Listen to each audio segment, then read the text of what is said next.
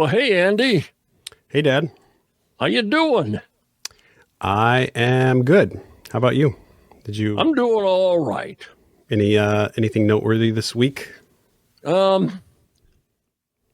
really noteworthy. Your mom and I have started, just for grins, a little rewatch of that Alone program. You know, where they dump 10 people out in the wilderness. And Yeah, well, which season? Like back to the beginning? we restarted with season 1. Okay. It's kind of fun to rewatch, even though I remember who wins on each season, and I remember some of the stuff they do. But it's kind of fun because I'm thinking, now wait a minute, that guy, what? Why did he tap out? Oh, that's why. I've forgotten a lot of things on it, but I think I'm sure that the producers, because they know how they want the show to go, and they want some drama, and they need some drama at the beginning. So that of the 10 people they pick, they've selected at least a few that they're like, these guys aren't going to last more than a day, and they put them on just to kind of make it interesting. But it's always interesting to see. There's always somebody who's just like after 1 day or 2 days, they're like, I can't do this.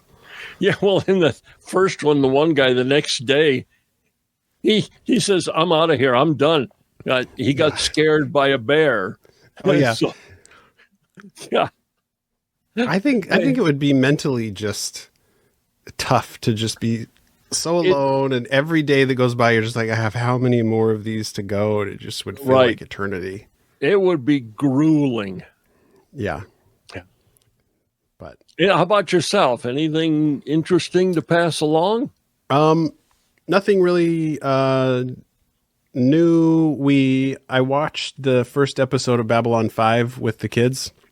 I've been wanting to watch that with them. Okay, was it a while? Was it The Gathering or was it the first episode? Well, it was episode 1. I decided to. I was going to watch the pilot, The Gathering, but I couldn't find it anywhere in. And because they went back and they remastered all the episodes, but I couldn't find like a remastered version of The Gathering, and I just have the DVD copy, and it just didn't look very good. But I was like, well, how about we just try? So I couldn't find it online, like a good copy to watch. So we just watched episode 1, but I had kind of forgotten episode 1 how good it was. Yes, because it jumps right in with stuff between Londo and Jakar. And I was like, oh man, they're getting right into this right away with the stuff between them. And I was like, that was one of my favorite parts of the series, was the stuff with Londo and Jakar. Yes. And so it was like, and after the episode, I mean, by today's standards, the effects look kind of bad.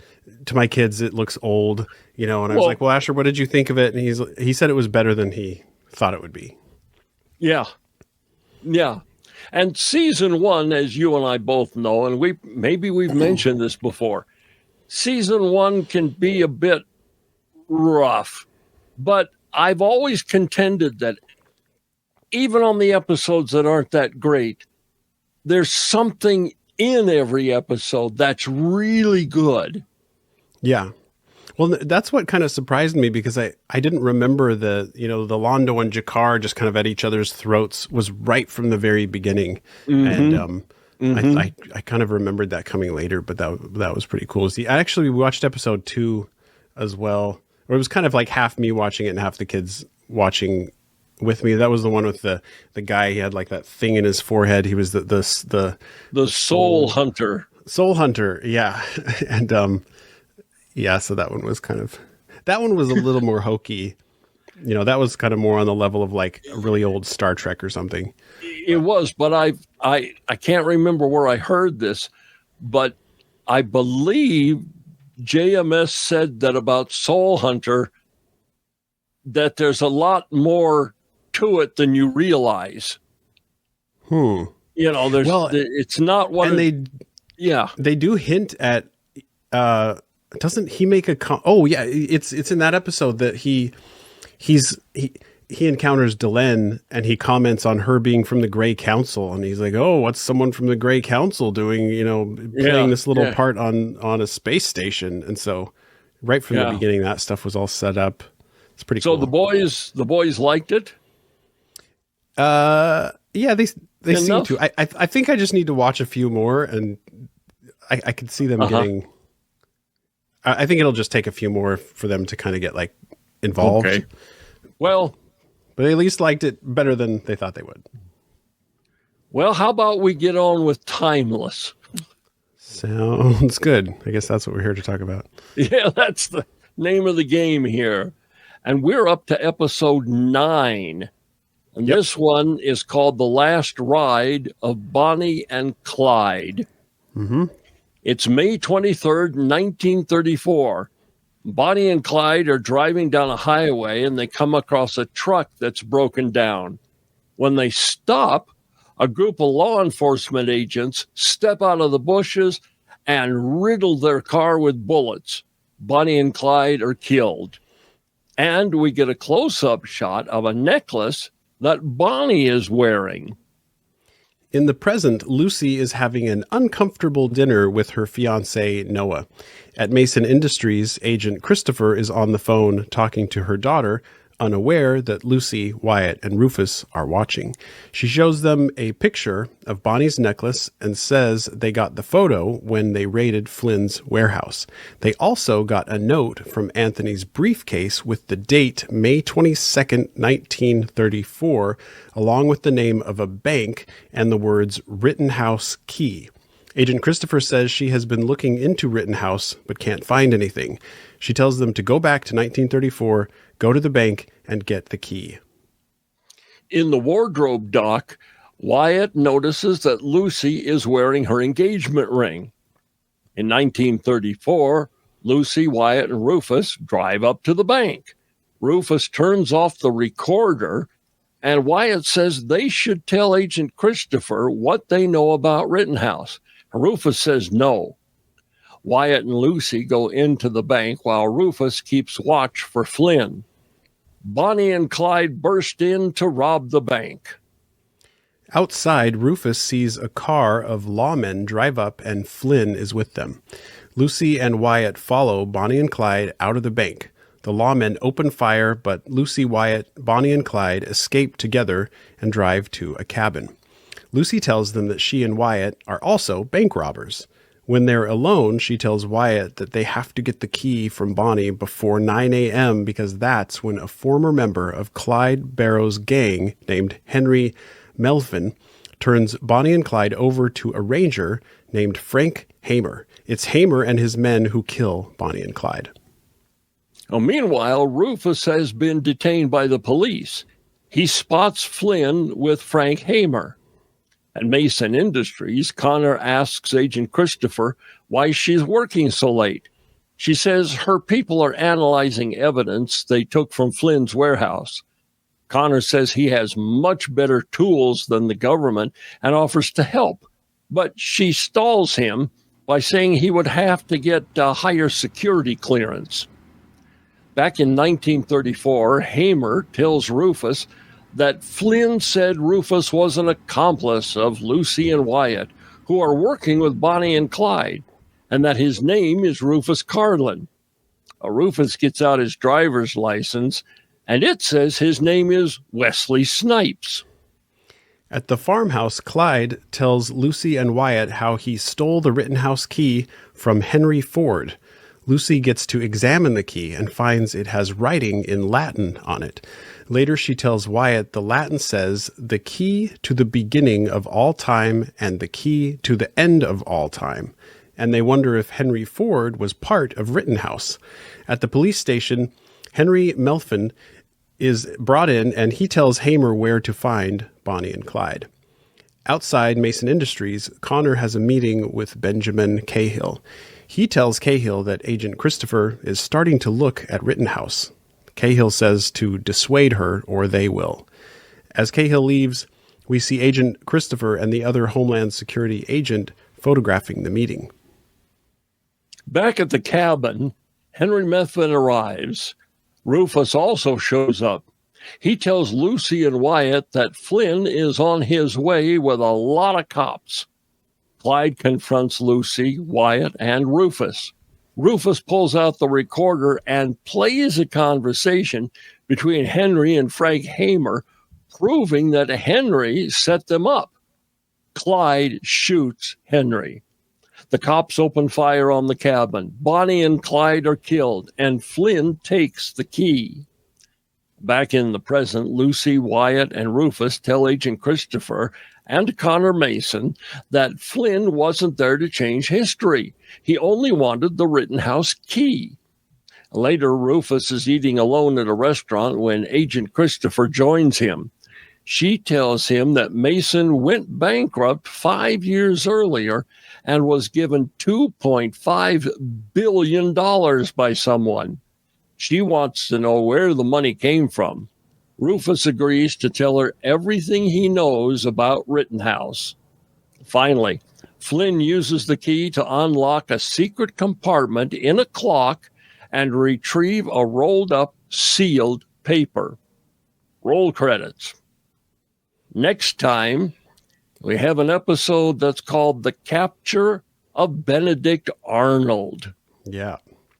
Okay, I had a couple thoughts on this episode. A couple little thoughts. Fire away. One was, well, one of the first things that jumped out to me was there was at some point in the show, Rufus has a recorder again, which kind of threw me off because wasn't it in the last episode he threw his recorder into the pond? Yeah, in Stranded. Yeah, and then they sort of never addressed that or anything, and then he just...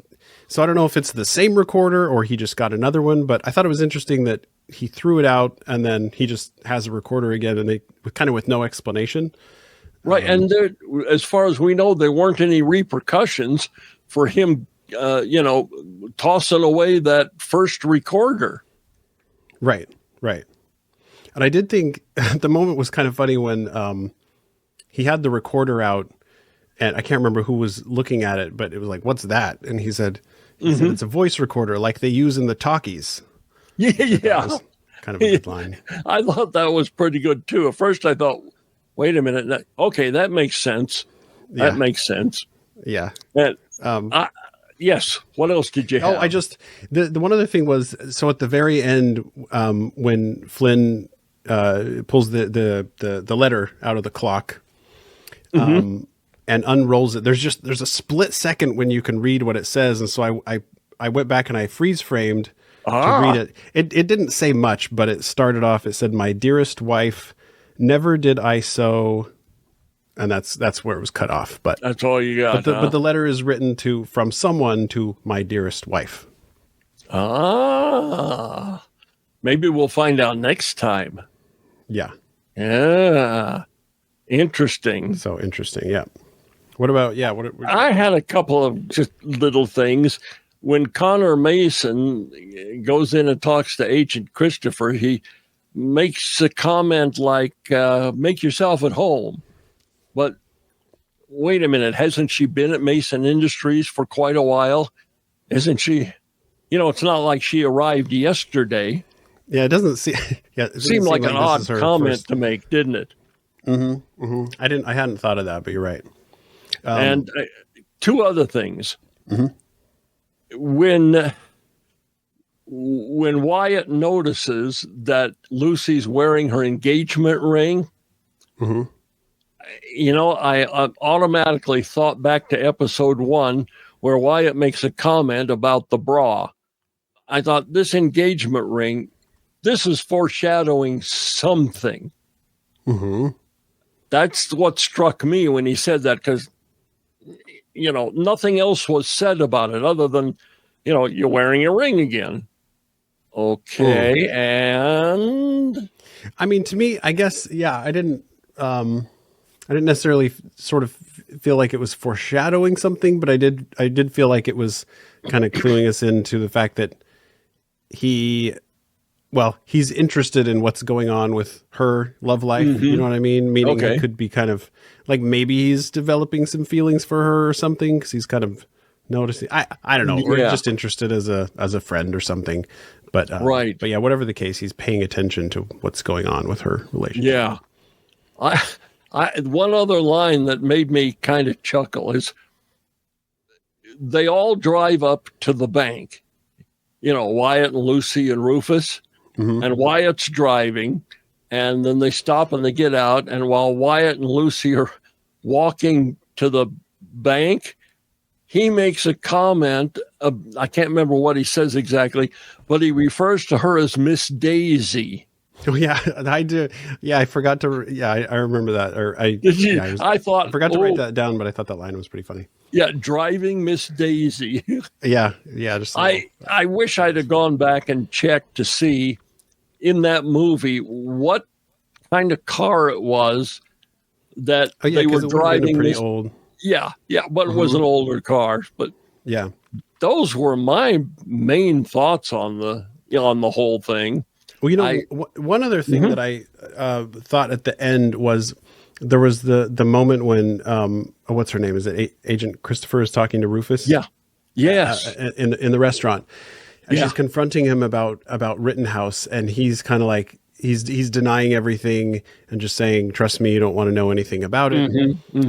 But it was kind of satisfying that she just pressed a little more, and he was like, "Okay, fine, I'll tell you everything."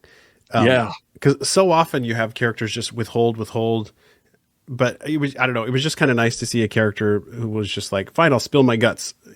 Because when they were back in 1934 in the car, and they were having that argument about should we or should we not tell Agent Christopher about Rittenhouse, and Rufus was the one saying no, we can't tell her. Yeah. And yet he's the one who ends up telling her. Yeah, so for him to do that, I don't know, it was just kind of a satisfying little moment to see him do that. Yeah. I didn't have any like really big, profound thoughts on it. I'm really interested to see where that whole storyline goes with her knowing about Rittenhouse and kind of digging into what's going on. Yeah. And her investigating Connor Mason. Right. Because she's like, something's going on. He's gotten all this money. And who's the other thing? Yeah. Well, and okay, so the key came from Bonnie and Clyde. They said they had stolen it from the key. Bonnie and Clyde said they had stolen it from Henry Ford. Right. So we can assume that the clock is Henry Ford's clock. So it would have been Henry Ford writing the letter to his wife, correct? Well, he had the key. Or he had the key. Or where was the clock? I can't remember now. See, now that's just it. We don't know exactly where that Flynn clock was. No. And I don't, there wasn't a building I recognized as a historical building. Okay, it could have been Henry Ford's house. It could have been a museum. It could have been, I don't know what. But it just had all those clocks in that house, and he had that key. So I kind of thought Henry Ford was just holding the key. Okay, then maybe he didn't necessarily have the clock. No, Flynn knew where the clock was. Flynn knew where to get the key and where the clock was. Right. Okay. And how did Flynn get a picture of Bonnie with the key around her neck as a necklace? Because that's all the picture had. It didn't have a picture of Bonnie. It just had a picture of that key on her neck after they'd been killed. Well, I imagine even now you could go online and look at pictures of Bonnie and Clyde after they were, after they were killed. But still, how did Flynn find out that this key was of any significance? That's a good question. Yeah, we don't know. I am really hoping that they will catch Flynn soon. I don't want this to just be an endless chase that kind of goes forever, bouncing all through time. I would really like them to catch him, and I don't know, something happens. It's kind of like our heroes are Wile E. Coyote and Flynn is the Roadrunner. Yeah, it's like it's a little frustrating that it's just like, oh, we got away again. But exactly. Next time, Gadget. Well, Well, maybe we'll Maybe we'll get answers as we go along. Well, I'm sure we will. I just hope it kind of all falls in line and that it makes sense. Because I've watched some programs where you're going along and you're thinking to yourself, they're making this up as they go. Yeah. I can tell. Yeah. To me, one of the worst examples of that was and I'm going to probably make a lot of people mad, but was like the latter part of Battlestar Galactica. I didn't see the end. Wait, don't spoil it. I won't spoil it, but but that's not a good sign. You felt that way at the end? Yeah. I had all these questions like, wait a minute, why was, and I wouldn't ever want to go back and rewatch it for the simple reason that I know who the Cylons are. Yeah. I know all the characters who were actually Cylons. Okay. Was that the kind of the mystery that was keeping you going?